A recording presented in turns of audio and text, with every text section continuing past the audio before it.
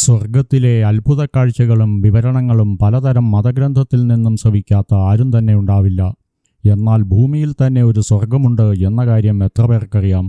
ഇന്ത്യയുടെ പടിഞ്ഞാറൻ ഭാഗമായ ബംഗാൾ ഉൾക്കടലിൽ സ്ഥിതി ചെയ്യുന്ന ആൻഡമാൻ നിക്കോബാർ ദ്വീപുകളാണ് ഭൂമിയിലെ ആ സ്വർഗം. ഈ ദ്വീപ് അധികം ആളുകൾ സന്ദർശിച്ചിട്ടുണ്ടാവില്ല. എന്നാൽ ഈ ദ്വീപുകൾ സന്ദർശിച്ചവർ അവിടുത്തെ സ്വർഗതുല്യമായ പ്രകൃതിരമണീയമായ കാഴ്ചകളും അനുഭവങ്ങളും ജീവിതത്തിൽ മറക്കാൻ സാധ്യതയില്ല. ആൻഡമാൻ ദ്വീപിൻ്റെ പഴയ ചരിത്രവും പഴയ സംഭവവികാസങ്ങളും അവിടുത്തെ മനോഹരമായ ടൂറിസ്റ്റ് ഏരിയകളുടെ വിവരണവും ഉൾക്കൊള്ളിച്ചിട്ടുള്ളതാണ് ഈ വീഡിയോ. ഈ മനോഹര ദ്വീപ് സന്ദർശിക്കാൻ ആഗ്രഹിക്കുന്നവർക്കുള്ള ഒരു വഴികാട്ടിയായി ഈ വീഡിയോ ഉപയോഗിക്കുകയും ചെയ്യാം. ഈ വീഡിയോയിൽ ഉൾക്കൊള്ളിച്ചിട്ടുള്ള വിഷ്വൽസ് കാണുമ്പോൾ ഈ സ്ഥലത്തെ മനോഹര ദൃശ്യങ്ങളെപ്പറ്റി പറയുന്നത് അതിശയോക്തിയല്ല എന്ന് നിങ്ങൾക്ക് മനസ്സിലാവും. ആദ്യം നമുക്ക് ആൻഡമാൻ ദ്വീപുകളിലെ ചില മനോഹര പ്രകൃതിരമണീയമായ ടൂറിസ്റ്റ് ഏരിയകളെപ്പറ്റി പറയാം. ഇന്ത്യയുടെ ഭാഗമായ ഇന്ത്യയിൽ നിന്നും 1300 കിലോമീറ്റർ ദൂരത്ത് ബംഗാൾ ഉൾക്കടലിൽ സ്ഥിതി ചെയ്യുന്ന 572 ദ്വീപുകളുടെ ഒരു ദ്വീപസമൂഹമാണ് ആൻഡമാൻ നിക്കോബാർ ഐലൻഡ്. ഇവയിൽ ഏകദേശം 38 ദ്വീപുകൾ വാസയോഗ്യമാണ്. മ്യാൻമറിൽ നിന്നും തായ്ലൻഡിൽ നിന്നും ആൻഡമാൻ കടൽ ഈ ദ്വീപുകളെ വേർതിരിക്കുന്നു.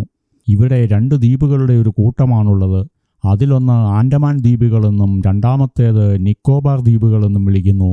ചിതറിക്കിടക്കുന്ന ഈ ദ്വീപുകളെ മൊത്തത്തിൽ വിളിക്കുന്ന പേരാണ് ആൻഡമാൻ നിക്കോബാർ ദ്വീപ്. വെള്ളത്തിനടിയിൽ മുങ്ങിക്കിടക്കുന്ന അരാക്കൻ പർവ്വതങ്ങളുടെ മേൽഭാഗമാണ് ഈ ദ്വീപുകൾ. 1956 നവംബർ 1 ആൻഡമാൻ നിക്കോബാർ ദ്വീപുകൾ ഇന്ത്യയുടെ കേന്ദ്രഭരണ പ്രദേശമായി അംഗീകരിക്കപ്പെട്ടു. ഈ കേന്ദ്രഭരണ പ്രദേശത്തിന് 3 ഭാഗങ്ങളുണ്ട്. വടക്കൻ മധ്യ ആൻഡമാൻ ജില്ലകളുടെ ആസ്ഥാനം മായാബന്ദറും തെക്കൻ ആൻഡമാൻ ജില്ലകളുടെ ആസ്ഥാനം പോർട്ട് ബ്ലെയറും നിക്കോബാർ ജില്ലയുടെ ആസ്ഥാനം കാർ നിക്കോബാറുമാണ്. എന്നാൽ ആൻഡമാൻ നിക്കോബാറിൻ്റെ തലസ്ഥാനം എന്നത് പോർട്ട് ബ്ലെയർ ആണ്. ഇവിടുത്തെ ഒഫീഷ്യൽ ലാംഗ്വേജ് എന്നത് ഹിന്ദിയും ഇംഗ്ലീഷുമാണെങ്കിലും വിവിധ ഭാഷകൾ സംസാരിക്കുന്ന ആളുകളാണ് ഇവിടെയുള്ളത്. ഭൂരിഭാഗം ആളുകളും ബംഗാളി, തമിഴ്, തെലുങ്ക് എന്നീ ഭാഷകൾ സംസാരിക്കുന്നു. എന്നാൽ മലയാളം സംസാരിക്കുന്നവരുടെ എണ്ണം ഇവിടെ ധാരാളമുണ്ട്. അടുത്തതായി ഈ ദ്വീപുകളിൽ എങ്ങനെ എത്തിച്ചേരാമെന്ന് പറയാം. ഇന്ത്യയിൽ നിന്നും 1300 കിലോമീറ്റർ അകലെ ബംഗാൾ ഉൾക്കടലിലാണ് ആൻഡമാൻ നിക്കോബാർ ദ്വീപുകൾ സ്ഥിതി ചെയ്യുന്നത്. ഇന്ത്യയുടെ തെക്കൻ തീരത്തിനും ഇന്തോനേഷ്യയ്ക്കുമിടയിൽ ഇന്തോനേഷ്യയ്ക്ക് 150 കിലോമീറ്റർ അടുത്താണ് ഈ ദ്വീപസമൂഹം സ്ഥിതി ചെയ്യുന്നത്. ആൻഡമാൻ ദ്വീപുകളിൽ വായുമാർഗവും കടൽ മാർഗവും എത്തിച്ചേരാനുള്ള ധാരാളം സംവിധാനങ്ങളുണ്ട്. ഈ 2 മാർഗങ്ങളിലൂടെയും ആൻഡമാൻ നിക്കോബാർ തലസ്ഥാന നഗരിയായ പോർട്ട് ബ്ലെയറിൽ എത്തിച്ചേരാം. ഇന്ത്യയുടെ വിവിധ സ്ഥലങ്ങളിൽ നിന്നും വിമാനങ്ങളും കപ്പലുകളും ലഭ്യമാണ്. ആൻഡമാൻ്റെ തലസ്ഥാനമായ പോർട്ട് ബ്ലെയർ വഴി മാത്രമേ ആൻഡമാനിൽ പ്രവേശിക്കാൻ സാധിക്കൂ. ചെന്നൈ, മുംബൈ, ഡൽഹി, അഹമ്മദാബാദ്, ഹൈദരാബാദ്, കൊൽക്കത്ത, ഭുവനേശ്വർ എന്നിവിടങ്ങളിൽ നിന്നും ആൻഡമാനിലേക്ക് ധാരാളം വിമാന സർവീസുകളുണ്ട്. ഇന്ത്യൻ മെയിൻലാൻഡിൽ നിന്നും 1300 കിലോമീറ്റർ ദൂരം വിമാനമാർഗം യാത്ര ചെയ്താൽ പരമാവധി 2.5 മണിക്കൂറിനുള്ളിൽ നമുക്ക് ഈ മനോഹര ദ്വീപിൽ എത്തിച്ചേരാം. സൂര്യാസ്തമനത്തിന് ശേഷം ഫ്ലൈറ്റ് സർവീസ് ഉണ്ടായിരിക്കുന്നതല്ല. ആദ്യ വിമാനം രാവിലെ 7 മണിക്ക് പുറപ്പെടുന്നു. അവസാന വിമാനം വൈകുന്നേരം 4 മണിക്കാണ്. ഈ ദ്വീപിലുള്ള ഏക വിമാനത്താവളം പോർട്ട് ബ്ലെയറിലെ വീർ സവർക്കർ എയർപോർട്ടാണ്. ഇന്ത്യയിൽ നിന്നും jet air light, go air, spice jet എന്നീ വിമാന സർവീസുകൾ ആൻഡമാനിലേക്കുണ്ട്. ആൻഡമാനിൽ കടൽ മാർഗവും എത്തിച്ചേരാം. കടൽ മാർഗം പോകുന്നത് വളരെ ത്രില്ലിംഗ് ആയ അനുഭവമാണ്. ചെന്നൈ, കൽക്കട്ട, വിശാഖപട്ടണം എന്നിവിടങ്ങളിൽ നിന്നും ആൻഡമാനിലേക്ക് കപ്പൽ സർവീസുകൾ ലഭ്യമാണ്. നല്ല കാലാവസ്ഥയാണെങ്കിൽ ആൻഡമാനിലേക്ക് 2.5 മുതൽ 3 ദിവസം വരെ ഷിപ്പ് എത്തിച്ചേരാൻ എടുക്കുന്നു. ഇന്ത്യയിൽ നിന്നും ആൻഡമാൻസിലേക്കും തിരിച്ച് ഇന്ത്യയിലേക്കും എല്ലാ മാസവും 3-4 കപ്പൽ സർവീസുകളാണുള്ളത്. ആൻഡമാൻ നിക്കോബാർ ഐലൻഡിൻ്റെ ചരിത്രം പറയുന്നതിന് മുമ്പ് തന്നെ ആൻഡമാനിലുള്ള കുറച്ച് അത്ഭുതകരവും ആവേശകരവുമായ ചില ടൂറിസ്റ്റ് ഏരിയകളെപ്പറ്റി ആദ്യം തന്നെ പറയാം. ഹാവ്ലോക്ക് ദ്വീപ് ആൻഡമാനിലെ പ്രധാന പ്രകൃതിരമണീയമായ ഒരു ടൂറിസ്റ്റ് പ്ലേസാണ് ഹാവ്ലോക്ക് ദ്വീപ്. പര്യവേഷണം ചെയ്യപ്പെടാത്തതും വളരെ മനോഹരവുമായ പ്രകൃതി സൗന്ദര്യത്തിൻ്റെയും ഭൂമിയിലെ നിബിഡ വനങ്ങളുടെയും സമാനതകളില്ലാത്ത മാദക സൗന്ദര്യത്തിനും ഈ ദ്വീപ് പ്രശസ്തമാണ്. പച്ചപ്പും മണലും കലർന്ന കണ്ണുനീർ പോലെ തെളിഞ്ഞ നീലക്കളറുള്ള വിശാലമായ സമുദ്രത്തിൻ്റെ ഏരിയയാണിത്. സഞ്ചാരികൾക്കായി ഇവിടെ പല രീതിയിലുള്ള ടൂറിസ്റ്റ് റിസോർട്ടുകളും ഹോട്ടലുകളുമുണ്ട്. ഏറ്റവും മനോഹരമായ ഭൂമിയിലെ സ്വർഗമായ ഹാവ്ലോക്ക് ദ്വീപ് തീർച്ചയായും എല്ലാവരും സന്ദർശിക്കേണ്ട പ്രധാന സ്ഥലമാണ്. ഹാവ്ലോക്ക് ദ്വീപിലെ എലിഫന്റ് ബീച്ചും രാധാനഗർ ബീച്ചും സന്ദർശിക്കാതെ ആൻഡമാനിലേക്കുള്ള ഒരു യാത്ര അപൂർണമായിരിക്കും. രാധാനഗർ ബീച്ചിൻ്റെ അതിമനോഹരമായ സൗന്ദര്യം അവിടെയുള്ള മനോഹര കാടുകൾക്ക് നേരെ വ്യാപിച്ചു കിടക്കുന്നു. ഈ ദ്വീപ് സന്ദർശിക്കുന്നവർക്ക് കാട്ടിലെ മൃഗങ്ങളുടെയും പക്ഷികളുടെയും ശബ്ദങ്ങൾ ഒരു ബാക്ക്ഗ്രൗണ്ട് മ്യൂസിക് പോലെ ചെവികളിൽ സദാസമയവും മുഴങ്ങിക്കേൾക്കുന്നു. ഇങ്ങനെയുള്ള പ്രത്യേകതകൾ ഹാവ്ലോക്ക് ദ്വീപിനെ ലോകത്തിലെ ഏറ്റവും കൊതിപ്പിക്കുന്ന സ്ഥലങ്ങളിൽ ഒന്നാക്കി മാറ്റുന്നു. ഹാവ്ലോക്കിൽ ലഭ്യമായ ഡൈവിംഗ് അനുഭവങ്ങൾ വളരെ കൊതിപ്പിക്കുന്നതായി മാറുന്നു. ക്രിസ്റ്റൽ ക്ലിയറായ സമുദ്രജലത്തിലൂടെയുള്ള ഡൈവിംഗ് മൂലം അസംഖ്യം കടൽ ജീവികളുമായി നേരിട്ട് പരിചയപ്പെടാൻ സാധിക്കുന്നു. ഈ കടൽ ജീവികൾക്കും മീനുകൾക്കും ഒപ്പം നീന്തുമ്പോൾ മുന്നിലുള്ള ഓരോ കാഴ്ചയും ഒരു പുതിയ അത്ഭുതവും അനുഭവവുമായി നിങ്ങളെ മുഖാമുഖം കൊണ്ടുവരുന്നു. നീൽ ദ്വീപ് ആകർഷകമായ വെള്ളമണൽ ബീച്ചുകളും പച്ചപ്പ് നിറഞ്ഞ വനങ്ങളുമുള്ള മറ്റൊരു പ്രകൃതിദത്ത പറുദീസയാണ് നീൽ ദ്വീപ്. പോർട്ട് ബ്ലെയറിൽ നിന്നോ ഹാവ്ലോക്കിൽ നിന്നോ പലവിധ ഫെറി സർവീസുകൾ വഴി ഇവിടെ എത്തിച്ചേരാം. വിശാലമായ ബീച്ചുകളും നൂറുകണക്കിന് വന്യജീവികളും കിളികളും വിശിഷ്ടമായ പവിഴപ്പുറ്റുകളും ക്രിസ്റ്റൽ ക്ലിയറായ സമുദ്രജലവും കൊണ്ട് നീൽ ദ്വീപ് അതിൻ്റേതായ ആകർഷണം നൽകുന്നു. ഡൈവിങ്ങിനും സ്കൂബ ഡൈവിങ്ങിനും പേരുകേട്ട ഒരു ടൂറിസ്റ്റ് ഏരിയയാണിത്. വെള്ളത്തിലിറങ്ങാൻ സാഹസികത കാണിക്കാത്ത എന്നാൽ പവിഴങ്ങളുടെയും മത്സ്യങ്ങളുടെയും ഭംഗിയുള്ള ലോകത്തിലേക്ക് പ്രവേശിക്കാൻ ആഗ്രഹിക്കുന്ന ആളുകൾക്ക് നീൽ ദ്വീപ് ഗ്ലാസ് ബോട്ടം റൈഡുകളും വാഗ്ദാനം ചെയ്യുന്നു. നീൽ ദ്വീപിലെ കടൽ തീരങ്ങളിൽ വിശ്രമിക്കുന്നതും സമുദ്രത്തിനു കുറുകെയുള്ള മനോഹരമായ സൂര്യാസ്തമയങ്ങളും സൂര്യോദയങ്ങളും വീക്ഷിക്കുന്നതും ആനന്ദകരമായ അനുഭവമാണ്. നോർത്ത് ബേ ഐലൻഡ് ഏത് കാലാവസ്ഥയിലും വേനൽക്കാലത്തിൻ്റെ തീവ്രമായ അനുഭവങ്ങൾ നൽകുന്ന ഒരു ദ്വീപാണ് നോർത്ത് ബേ ഐലൻഡ്. നോർത്ത് ബേയിലെ പവിഴപ്പുറ്റുകൾ അതിമനോഹരമാണ്. അവ വിശാലമായ തീരപ്രദേശത്ത് വ്യാപിച്ചു കിടക്കുന്നു. പവിഴപ്പുറ്റുകളുടെ പിന്നിൽ നിന്ന് നിങ്ങളെ തുറച്ചു നോക്കുന്ന ലോബ്സ്റ്ററുകൾ, പലതരം മത്സ്യങ്ങൾ, കല്ലുമത്സ്യങ്ങൾ എന്നിവയുടെ കാഴ്ചകൾ ഗംഭീരമാണ്. സൂര്യവെളിച്ചത്തിൽ കുളിക്കുക അല്ലെങ്കിൽ ദ്വീപ് പര്യവേഷണം ചെയ്യുക എന്നത് രണ്ടും ഒരേപോലെ ആകർഷണമാണ്.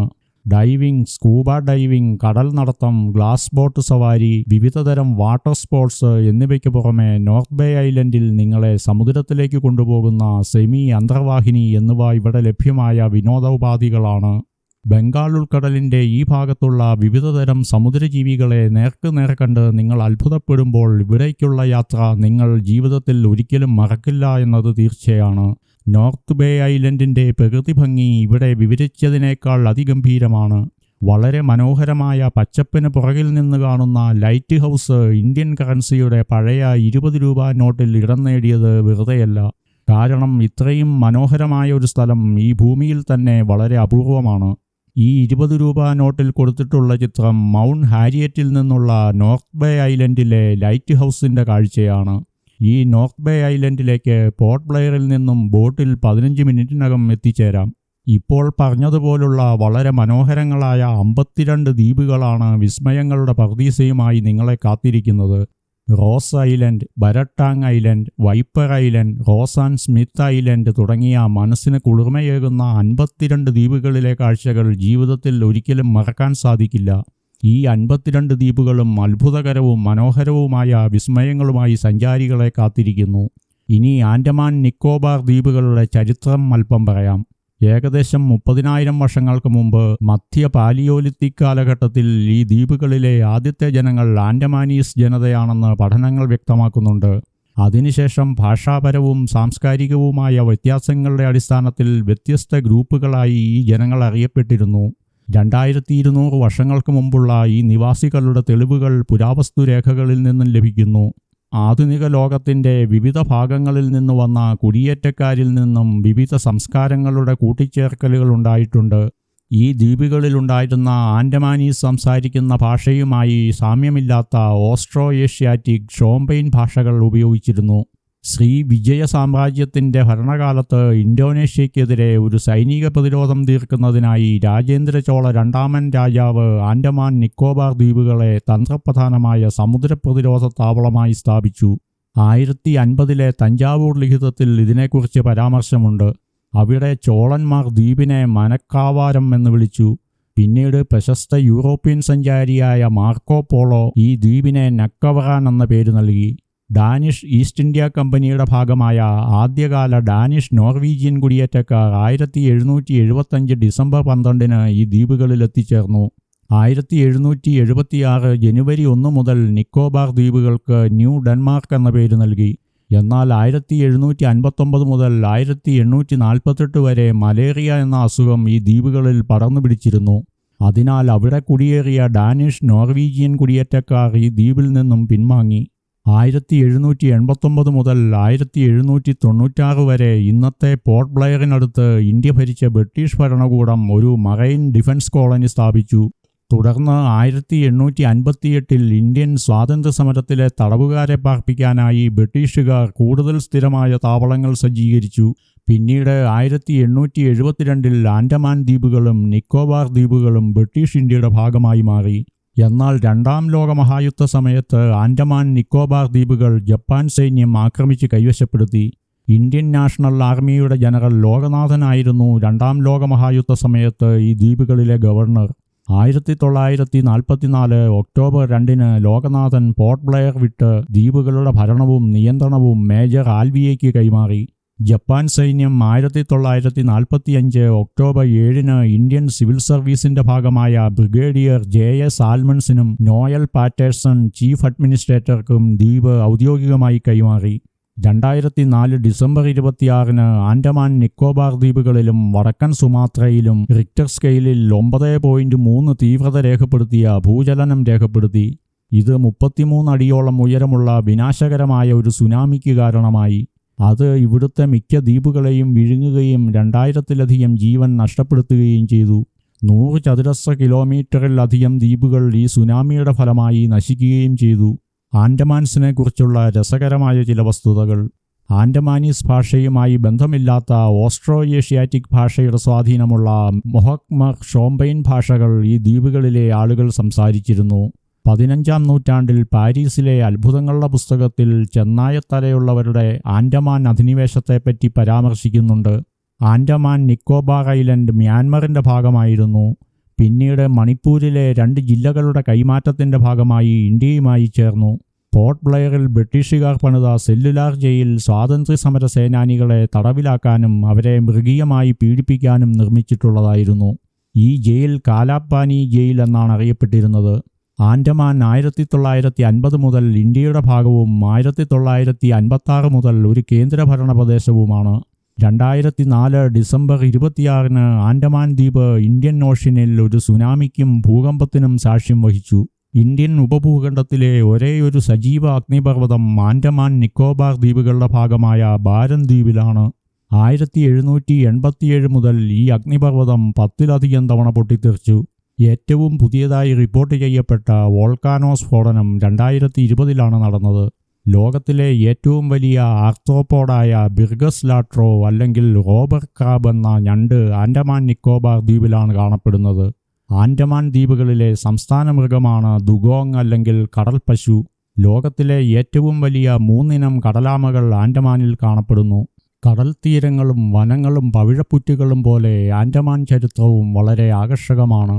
ഈ ദ്വീപുകളിലെ തദ്ദേശീയരെ സംരക്ഷിക്കുന്നതിനായി കേന്ദ്ര ഗവൺമെൻറ് വിവിധ പദ്ധതികളും പരിപാടികളും നയങ്ങളും നടപ്പാക്കിയിട്ടുണ്ട്. ഈ ദ്വീപുകളുടെ മിക്ക ഭാഗങ്ങളും ഇപ്പോഴും പര്യവേഷണം ചെയ്യപ്പെടാത്തതാണ്. രാജ്യത്തിൻ്റെ പ്രതിരോധത്തിൽ ഈ ദ്വീപുകൾ നിർണായകമായ പങ്കുവഹിക്കുന്നു.